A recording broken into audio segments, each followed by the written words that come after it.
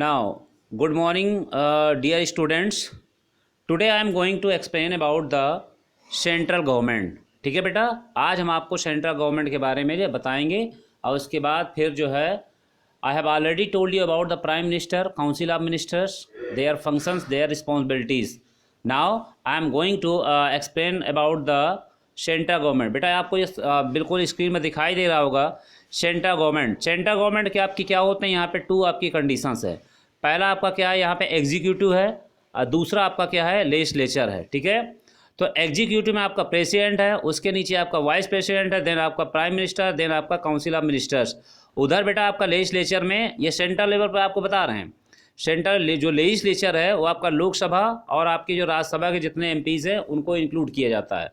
अब council of ministers भी आपकी क्या है, वो 3 टाइप्स की होती हैं, विच इज़ ऑलरेडी एक्सप्लेन्ड। इसमें आपका फर्स्ट आपका कैबिनेट मिनिस्टर होता है, देन आपका जो है डिप्टी मिनिस्टर होता है और आपका मिनिस्टर्स ऑफ स्टेट्स। ये 3 टाइप्स के आपके मिनिस्टर होते हैं। हम आपको इसको पहले ही एक्सप्लेन कर चुके हैं। जिन बच्चों को ना समझ में आया हो वो आपका जो यस्टरडे एंड मंडे का जो वीडियो है उसमें आप चेक कर लीजिए, उसमें हमने आपको जो एक्सप्लेन कर दिया है। देन आपका आया था civil servants.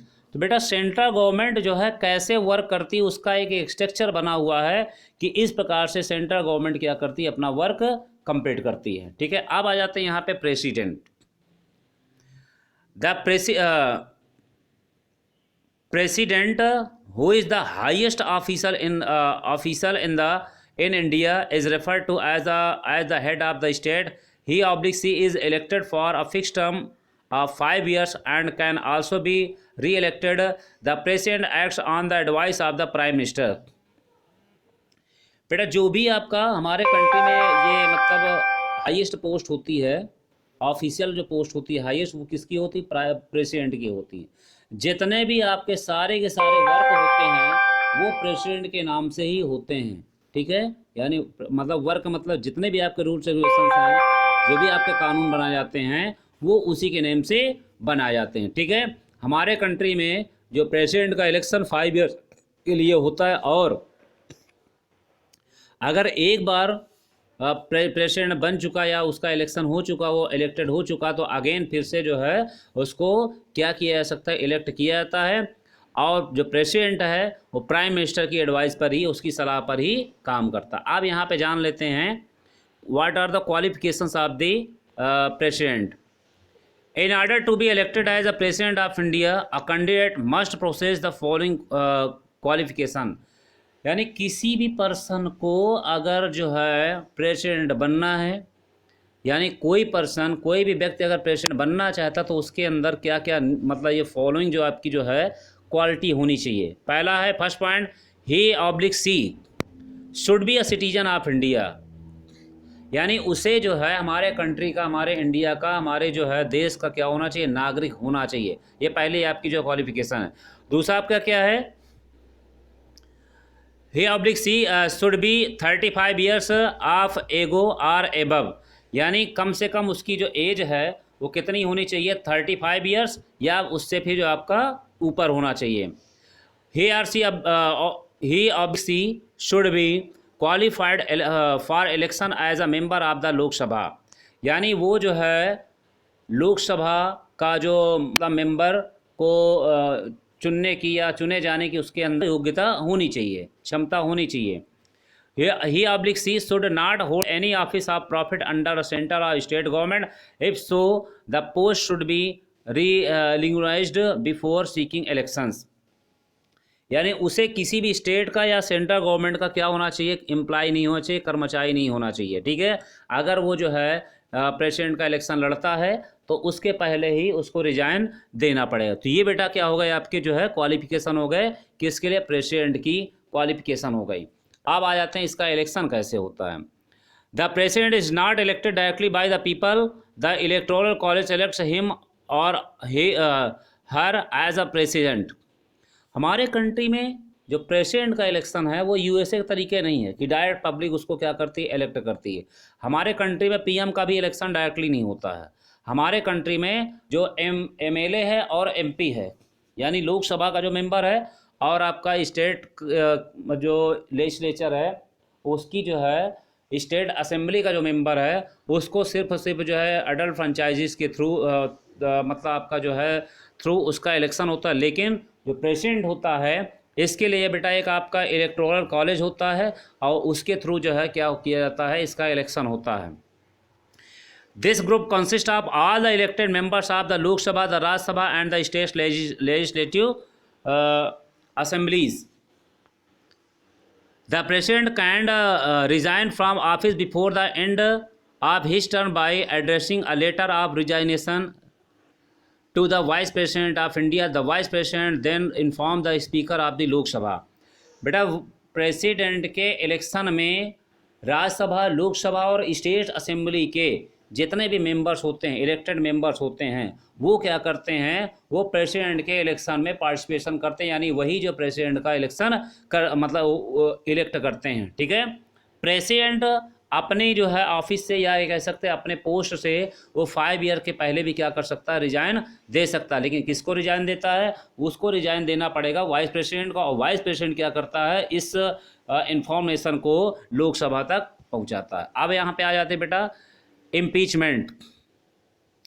Can the president be removed from office before his और हर टर्म एंड्स। इम्पीचमेंट का मतलब क्या होता है, उसको जो है अपने पद से हटाना, यानी प्रेसिडेंट को उसके पद से हटाना। क्या हटाया जा सकता है, इसके बारे में हम देखते हैं। The procedure through which this is done is called impeachment, यानी एक ऐसा जो है प्रोसेस जिससे प्रेसिडेंट को जो है हटाया जाता है उसको हम बोलते हैं impeachment. The president can be removed before the end of his और हर term on the grounds of violation of the constitution or misuse the status of the position। यानी प्रेसिडेंट को उसका जो 5 ईयर्स के बिफोर भी उसको उसके पद से या तो कॉन्स्टिट्यूशन के वायलेशन के या फिर उसका जो है मिस यूज, अगर जो अपनी पोजीशन का अपनी पोस्ट का मिस यूज करता है तो उसके अगेंस्ट में जब मतलब कॉन्फिडेंस का जो प्रोसीजर है उसको जो है स्टार्ट करके उसको उसके पद से हटाया जा सकता है। The case is put up in front of the Lok Sabha and Rajya Sabha to be decided by a 2/3 majority of each houses. It is a disgrace for the nation to have its highest official impeachment. It have never happened so far in India. अगर president को हमें हटाना तो सबसे पहले जो उसको हटाने के लिए एक आपका जो प्रपोजल है उसको लोकसभा और राज्यसभा दोनों में जो है पेश करना पड़ेगा, और वहाँ की कम से कम 2/3 जो मेजोरिटी है वो अगर इस प्रस्ताव को, प्रपोजल को इस एक्सेप्ट कर लेती कि हमें प्रेसिडेंट को हटाना है, तो उस प्रकार से प्रेसिडेंट को हटाया जा सकता। हालांकि हमारे कंट्री में ऐसा अभी तक नहीं हुआ है। ठीक है, आप बेटा यहाँ पे आ जाते हैं पोजीशन ऑफ द प्रेसिडेंट, यानी जो प्रेसिडेंट की पोजीशन है उसका पद है हमारे कंट्री में क्या होता है। From the given case study is clear that the president's post is a position of dignity and eminence, यानी जो प्रेसिडेंट की जो पोस्ट होती है बहुत ही सम्मानजनक होती है, बहुत ही गरिमापूर्ण और बहुत ही सम्मानजनक होती है, और पूरा कंट्री जो है उसी के नेम पे क्या करता है, मतलब एक तरह से उसी के रिप्रेजेंटेशन पे पूरा जो हमारा कंट्री रन करता है। However the president does not exercise any powers on her his own, हालांकि है जो सारे वर्क तो प्रेसिडेंट के नाम से होते हैं, लेकिन कोई भी काम करने के लिए जो प्रेसिडेंट है उसको अपने आप से कोई भी काम करने का अधिकार नहीं है। It has been very clearly mentioned in the constitution that he she functions on the advice of the prime minister and the council of ministers. हमारे कॉन्स्टिट्यूशन में ऑलरेडी मेंशन है कि प्रेसिडेंट कोई अपने आप से डिसीजन नहीं ले सकता है, उसको जो है डिसीजन लेने के लिए प्राइम मिनिस्टर और काउंसिल ऑफ मिनिस्टर्स की एडवाइस यानी उसकी सलाह पर ही निर्भर रहना पड़ेगा। Most of the presidential responsibilities are ceremonial. One can then ask why we have a president in the first place. It is very debatable issues, but the position of the president becomes very relevant in the times of political crisis and change. Presidential judgment and actions have great significance during that time. कई बार लोगों के मन में एक question आ जाता है कि जब प्रेसिडेंट को कोई अधिकार नहीं दिए गए हैं, उसकी इतनी बड़ी पोस्ट है, तो ये आपका जो डिपेंड करता है हमारे कॉन्स्टिट्यूशन फॉर्मर्स में कि उन्होंने ऐसा क्यों किया और ऐसा जो है उनको क्यों करना चाहिए था। क्योंकि एक्चुअली ऐसा होता है कि हमारे कंट्री में जो रिस्पॉन्सिबिलिटी होती हैं वो टोटली आपकी किसकी होती हैं, लोकसभा की होती हैं, यानी आपका जो काउंसिल ऑफ मिनिस्टर्स की होती हैं। इसलिए उनको ज़्यादा से ज़्यादा आपके पावर्स दिए गए हैं। अगर शायद उनके पावर्स न दिए जाते तो हमारे कंट्री में बहुत ज़्यादा प्रॉब्लम्स आपकी खड़ी हो जाती, क्योंकि प्राइम मिनिस्टर और काउंसिल ऑफ मिनिस्टर अपने आप से काम कर नहीं पाते और उनको जवाब देना पड़ता पब्लिक को, तो ये संभव नहीं था, इसलिए ऐसा किया गया। अब बेटा आ जाते फंक्शंस, यानी प्रेसिडेंट के क्या क्या फंक्शंस होते हैं। The president also has certain distinct functions to perform, these are listed below. President के बहुत सारे आपके जो है क्या होते हैं, फंक्शंस होते हैं, जिसमें हम जो है पहला हमारा है एग्जीक्यूटिव फंक्शंस।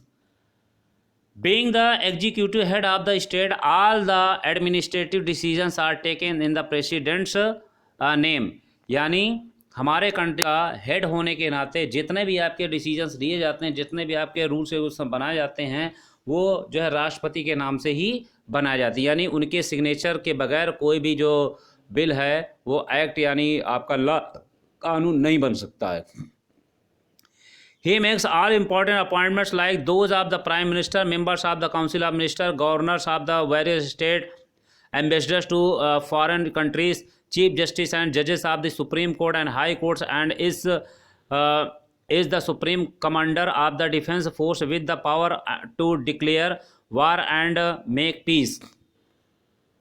यानी जितने भी हाई पोस्ट में जो आपका अपॉइंटमेंट होते हैं, वो चाहे प्राइम मिनिस्टर हो, members of council of ministers हो, गवर्नर्स हो, या फिर आपका जो है ambassador of the foreign countries हो, इसके अलावा chief justice of supreme court, high court, और जो सुप्रीम कमांडर ऑफ डिफेंस है, इन सब का जो अपॉइंटमेंट किसके द्वारा किया जाता है, प्रेसिडेंट के द्वारा ही किया जाता है। और हमारे कंट्री में अगर किसी प्रकार की कोई प्रॉब्लम आती, यानी जो है जैसे सिविल वार है या फिर आपका कोई फॉरेन मतलब जो अटैक है, तो उस समय पे डिसीजन जो लेना होता है वो प्रेसिडेंट को ही लेना होता है। हालांकि जो है इसके लिए एडवाइस मतलब प्राइम मिनिस्टर और काउंसिल ऑफ मिनिस्टर ही देते हैं। उसके बाद he or she receives foreign ambassador and has the power to enter into treaties with the other states, और ये प्रेसिडेंट को ही अधिकार है कि वो मतलब अन्य जो है कंट्री से समझौता करे और संधि पे मतलब जो है हस्ताक्षर करे। ये तो हो गया बेटा आपके एग्जीक्यूटिव फंक्शन। अब आ जाते हैं legislative function. At the beginning of the session of parliament each year the president address both the houses of the parliament assembled together. जैसे ही किसी भी जो है पार्लियामेंट का जो पहला सेशन स्टार्ट होता है, तो प्रेसिडेंट क्या करता है, दोनों सभाओं को, किनको, लोकसभा और जो राज्यसभा है, दोनों सभाओं को क्या करता है, वो अपना जो है उसको असेंबल करता है, या ये कर सकते हैं उसको जो है मीटिंग को मतलब जो है संबोधित करता है, या हम ये कह सकते हैं कि उस मीटिंग को पूरा जो है स्टार्टिंग वही करता है। उसके बाद on the advice of the prime minister he or she of formally announce the dissolution of the Lok Sabha and order fresh elections.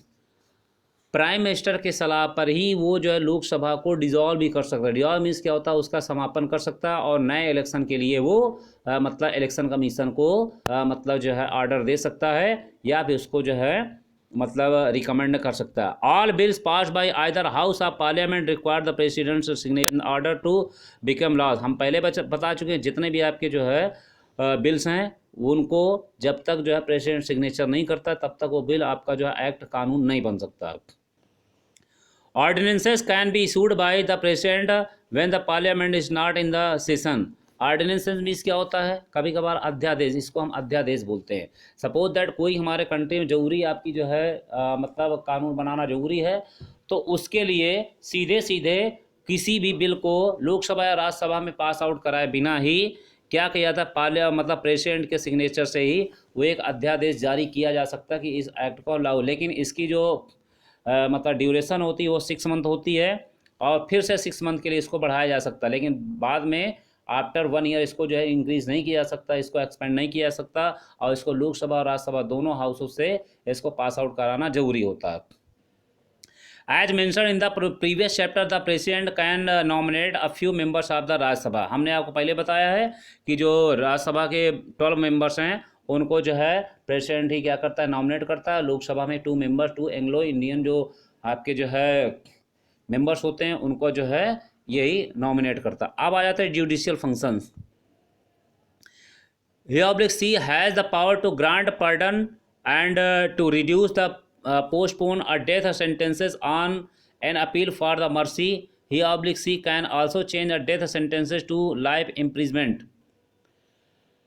राष्ट्रपति यानी प्रेसिडेंट को ये अधिकार है कि किसी भी ऐसे पर्सन को जिसको जो है मतलब डेथ सेंटेंस यानी जो है मौत की सज़ा सुनाई गई है या फिर किसी को आजीवन कारावास दिया गया तो उसकी सज़ा को कम किया जा सकता है या पूरी तरह से समाप्ति किया जाता है। ये सिर्फ और सिर्फ किसको जो है राइट होता है, ये प्रेसिडेंट। लेकिन अभी हमने आपको फिर से बता दिया, इसके लिए सबसे पहले अपील करनी होगी कहाँ पे, होम मिनिस्ट्री पे। और होम मिनिस्ट्री क्या करेगा, वही एडवाइस देगा कि हाँ प्रेसिडेंट को ऐसा करना है कि नहीं करना। अब आ जाते हैं financial functions. At the behest of the president, the annual budget is laid before the house. He/C can sanction money to the government from the contingency fund. यानी जो कोई भी आपका जो है जो फाइनेंशियल आपके डिसीजन लिए जाते हैं, यानी प्रेसिडेंट के बिहाफ पे ही क्या किया तो उसके नाम से ही एवरी ईयर हमारे कंट्री में जो आपका जो है जो एनुअल बजट है उसको लोकसभा में राज्यसभा में उसको जो है पास आउट कराना जरूरी होता है। हालांकि राज्यसभा से इसको पास आउट कराना जरूरी नहीं होता है क्योंकि मनी बिल जो आपका एक इम्पॉर्टेंट बिल होता है और उसमें अगर जो है राज्यसभा को एज ए फॉर्मेलिटी के लिए भेजा जाता है, अगर लोकसभा ने उसको पास आउट कर दिया तो राज्यसभा उसको डिनाई नहीं कर सकती है। अब बेटा आ जाते हैं कुछ आपके emergency powers of the president.